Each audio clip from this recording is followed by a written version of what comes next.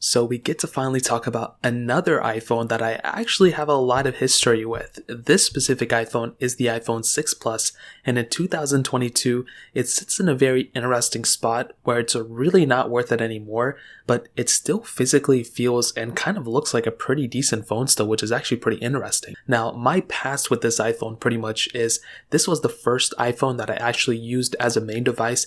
I had an iPhone before that I was using as an iPod, but I put my SIM card in this phone and I actually fully used this one, which was actually pretty insane to me. And it was my first iPhone that I used for a long period of time. I think this is the longest time I used an iPhone, for about a year and some change, and I had a really good time with it for sure. Now, I wouldn't recommend buying this phone anymore, but if you want to pick up iPhones that I would recommend, links will be down in the description. You can get them from there and help support the channel at the same time. Now, on the outside, the front of this iPhone still looks pretty good for the most part. You have a massive 5.5-inch panel. It's an IPS screen, 1080p. And when I compare this screen to a lot of other panels out in the market, of course the newer ones are so much better, but this phone still doesn't look like it has a bad panel. And for an IPS panel of this day and age in 2014, it's actually a pretty good looking panel for sure. It's however many years old at this point, and it's still kind of supported with software, which we'll get into in a second. Now, we do have the home button and everything, which is good, lightning port at the bottom, and a headphone jack, which is really cool to see on a phone. Unfortunately, this phone is not supported anymore, so it doesn't really matter.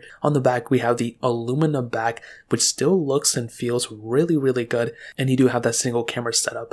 Some things that are lacking on this phone are wireless charging and no IP certification, so those are things that come pretty much standard on mostly every phone that comes out nowadays. Unfortunately, the flagship from 2014 doesn't have it, but it's totally okay and it's pretty understandable. Now, the big thing about this phone, in my opinion, is the size of it. It's a pretty big size. This was one of the best-selling iPhones ever, I think, because it was a big difference in terms of the body. And that's what Apple really focused on. They wanted to make the bigger iPhone, and I guess they had to do that by sacrificing some other things here and there, but we will go and talk about that in a second. Another big thing about this phone is the camera. So this thing had that single camera on the back, a single 8 megapixel sensor, and it was 1080p. You can do 1080p at 60 frames per second, which is pretty good. You had a front 1.2 megapixel standard lens, and you can do 720p videos on that. Now, when it comes down to this whole entire camera setup, I don't think it's a good camera anymore. It's very choppy, videos aren't really that good, and it's a very grainy sensor. However, as I mentioned before, if you're actually pretty decent at photo or video editing, you can probably get some good quality video from this thing, or some good or decent quality photos, but if you're doing any indoor, photos or anything like that, you're going to have a pretty bad time with it. It's very grainy, especially in very low light conditions or even minor kind of, conditions. It's really not that good, to be honest, anymore. Another big thing that is lacking is any 4K at 60 at any front or back camera. Now, I'm not going to hate on this phone too much, but if you're getting a phone in this day and age, it's really important to have that type of capability. Unfortunately, the iPhone 6 Plus does not have that type of capability, so do keep that in mind. In my opinion, the overall camera setup is probably like a 5 out of 10 nowadays. I'm only giving it a little bit higher of a score because, it is a little bit older and it has gone down in value.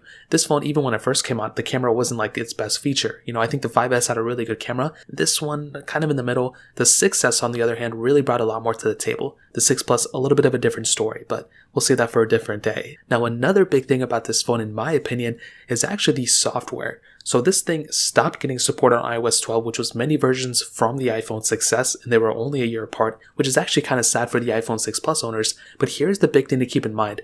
With the iPhone 6 Plus, this phone is still, or was still, kind of getting some security updates here and there on iOS 12 for many more years. So this is one of the longest supported iPhones Apple has ever made.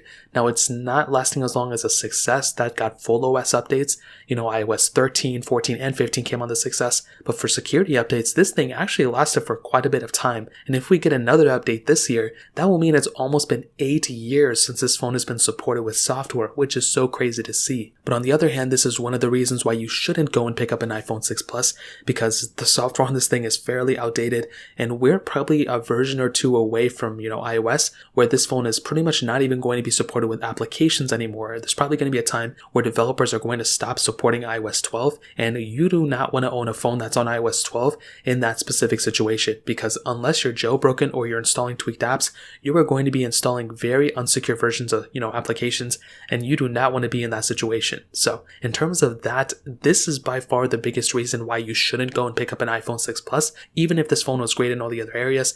That is one area where you just can't really kind of, maneuver through. You're always going to be stuck on iOS 12. Now moving on to the performance side of things, this device has that Apple A8 chip inside of it with 1GB of RAM. Now, when I used this phone back in 2015 or 16 when I fully switched over, I think it was 2016, it was a really good performing phone. And even when I switched to my 6S Plus, I didn't really notice a crazy big difference. I was expecting a much bigger difference. However, nowadays, you can tell there's quite a bit of a difference between a 6 Plus and a 6S Plus, and especially at that time, I couldn't really tell. Funny enough, this phone is actually not a horrible performing phone, which is actually fairly interesting. I was expecting this phone to be very choppy, very glitchy, and it is definitely those things.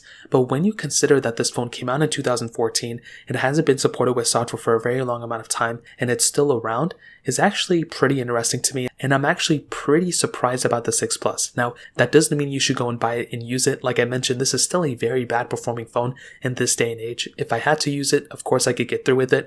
My use case isn't crazy. I typically do things like texting and Snapchats and going on TikTok and different things like that, and the iPhone 6 Plus can easily handle those types of things. I don't think that's a big problem or a big issue with this phone by any means, but do keep in mind that with something like the iPhone 6S Plus even, that is going to give you a better experience overall than something like an iPhone 6 Plus nowadays. And if you're trying to do heavy intensive gaming and stuff, you may get around with some type of games here and there, but for the most part, it's going to be a fairly glitchy experience, and it's not going to be as great of an experience as if you just, bought an iPhone 7 Plus, for example. So I wouldn't go in thinking that the 6 Plus is good enough for your job or good enough for, what you're about to do in terms of, performance. But if you have to go and use a phone, I guess, this is a phone that you could pick up, but I wouldn't recommend it at all just because of the software updates. You're really missing out on a lot of security, and you're kind of opening yourself up for some vulnerabilities when you're getting a phone like this. So even if the performance was great, which it's not, it's kind of like good enough, the software is the one thing that really throws me off in my opinion. So in terms of performance, that covers it up there. Now this phone actually did have a 2915 mAh battery, which is actually a pretty big size battery to have on this type of device.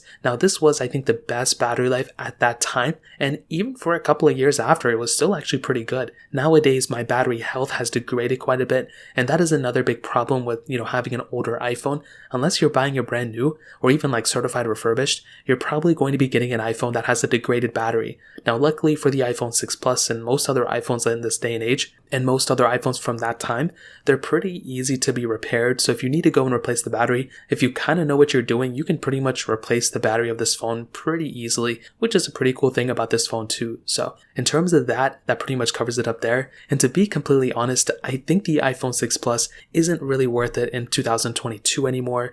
I think this phone probably stopped being worth it, a couple of years ago when it stopped getting iOS support. But I do think this was a pretty interesting phone and pretty important. I mean, it brought a bigger size, and that's really the main thing that it brought, bigger battery too. But beyond those things, I probably wouldn't recommend picking up something like an iPhone 6 Plus anymore, mostly because it's just unsupported with software. You're really not going to be in a good situation if you do that, and I would honestly, the lowest iPhone I would recommend is something like an iPhone 7 Plus. That's the lowest iPhone I would recommend this year, and that really pretty much covers it up for the most part. If you guys have any other questions or anything like that, let me know in the comment section below. Hit the like button, that would mean so much, but definitely hit that subscribe button. More importantly than everything else, I love every single one of you guys. Hopefully I'll catch you guys in the next video. Peace out till then.